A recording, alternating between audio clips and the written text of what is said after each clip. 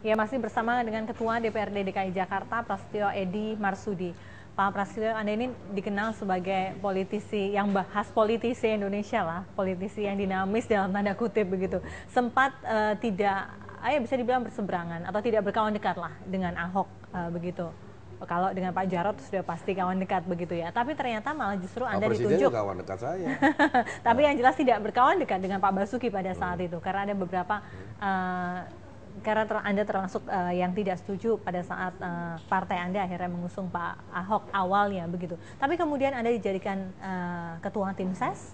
Dan ternyata juga cukup menunjukkan menunjukkan kerjanya begitu sebagai ketua tim ses. Apa yang membolak-balikan Anda? Jadi gini Mbak, selama diaturan di rumah tangga partai saya, itu semua perintah kepada ketua umum partai, yaitu sebagai ketua lembaga partai, yaitu Ibu Megawati Soekarno Putri. Pada saat itu saya bukan tidak suka dengan Ahok, sekali lagi ya. Ahok ini kan mungkin karakter manusia Sumatera, Belitung ini kalau ngomong kan jelepat-jeleput gitu, gak karu-karuan. Tidak bagaimana merasakan perasaan orang juga. Saya selalu mengingatkan kepada dia sampai saya dipanggil presiden pada saat itu. Ada yang menyentuh hati saya, dia bilang APBD, DPRD, Dewan Perampok Rakyat Daerah. Loh ini ada saya loh. Di 2012 Jokowi Ahok. Saya sebagai bendahara tim kampanye. Ya. Saya yang tiap hari ada di sebelah dia. Saya bekerja. Siapa yang kenal sama Pak Jokowi? Siapa yang kenal dengan Pak Ahok pada saat itu? Nggak ada yang tahu. Orang nggak mungkin mengatakan bahwa mereka akan bisa menjadi pemenang dalam pesta demokrasi di DKI Jakarta. Tapi saya mendapatkan satu ilmu dengan Pak Jokowi, dapat satu ilmu dari Ahok, tetapi juga dapat satu ilmu yang Ahok selalu saya kalau di taping atau di live dengan media dan ditanya oleh media, Ahok ini cuma nggak ada etikanya.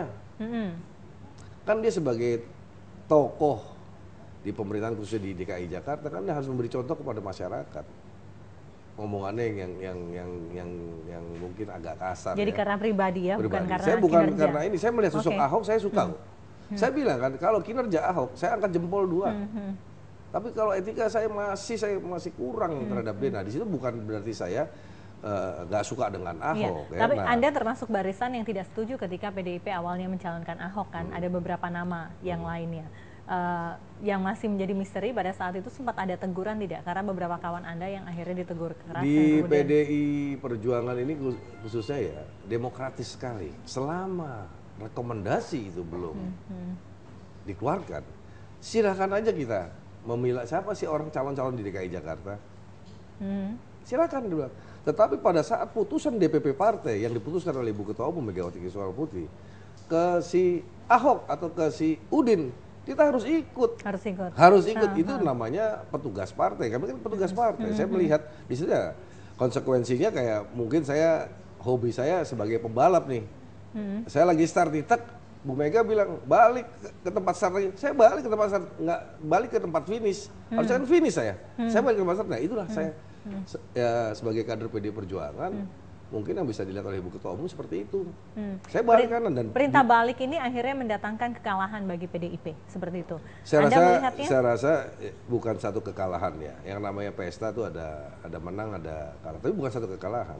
Mungkin masyarakat melihat kalau kinerja kan Ahok sangat dikenal luar biasa, pembangunan dikenal luar biasa. Tapi karena etika, mungkin dia kena strom dari atas, itulah bisa mengalahkan segala-galanya. Karena bukan apa-apa kalau saya melihat, tapi kan saya nggak akan bicara di sini. Saya bilang, saya melihat Ahok yang nggak kalah, ya kalah karena satu kekuatan menyatu. Dia sebagai minoritas, saya sebagai mayoritas kumpul jadi satu.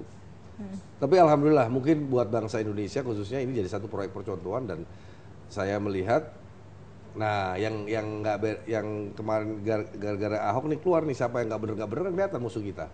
Buat kami sebagai partai nasionalis sudah tahu di mana kita harus berhadapan, di mana kita harus bertahan dan di mana kita harus diam. Pelajaran yang sangat kita. Baik juga untuk PDIP. Kita, Pada saat itu katanya yang all out dan mesin politiknya jalan hanya PDIP ya Pak ya. Bagaimana dengan Golkar, Hanura, Nasdem? Ya kita kan Mbak. Jadi kalau saya melihat barometer partai politik di Jakarta ini satu ya, partai pemenang pemilu. siapapun pemenang pemilu. Yang kedua, Partai PKS, Partai Keadilan Sejahtera. Yang ketiga adalah PD Perjuangan atau PD Perjuangan kedua atau PKS ketiga. Pokoknya itu aja karena di Partai Islam, yang satu Partai Nasionalis. Oke. Nah, disinilah kekuatan yang pasti nggak mungkin lari dari tiga besar. Nah, sekarang ada lagi Gerindra, ada lagi sekarang Nasdem, ada lagi sekarang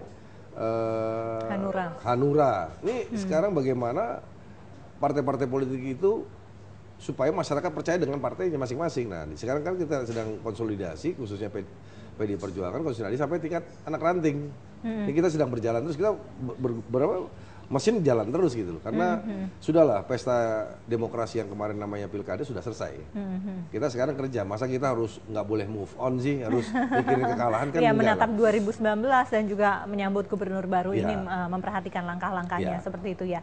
Baik, nanti kita juga akan bicara soal efektivitas hubungan antara DPRD dengan eksekutif yang baru ini akan seperti apa. Kita tahu Pak Ahok sangat brilian sekali, tapi hubungannya yang tidak baik dengan DPRD bisa menjadi pelajaran sekali oleh gubernur baru untuk tidak dilakukan karena penyerapan APBD akan menjadi sangat sedikit. Kita kembali sesaat lagi.